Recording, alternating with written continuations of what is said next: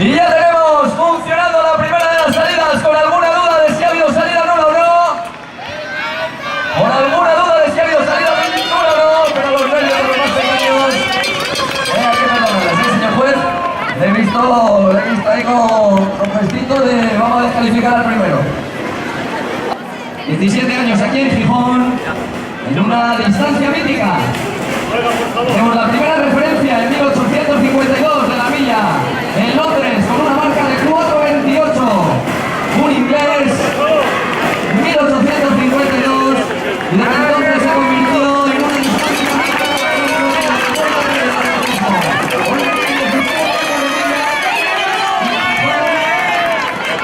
Ahí está el público, dando ambiente. Una letra de la casa de momento comandando la prueba. Seguido de la letra. Ahí está el público, dando ambiente. Una letra de la casa de momento. Por ahí pasa Lucas con 5 años. Vamos Lucas, ánimo.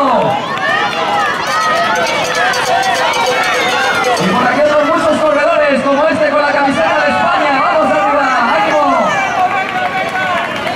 O este pequeño atleta con los Bostos S.A. Venga arriba, ánimo.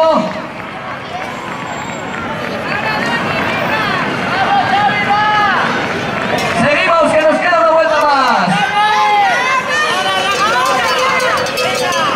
Vamos a ver si el atleta de Gijón Atletismo es capaz de mantener el ritmo y hacerse con la primera victoria de la tarde.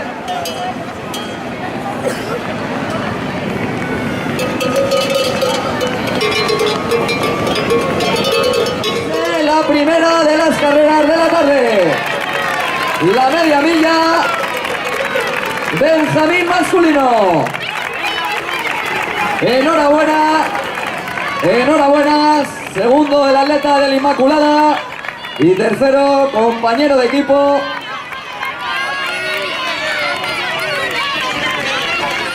No nos van a dar el toque de salida, eso sí.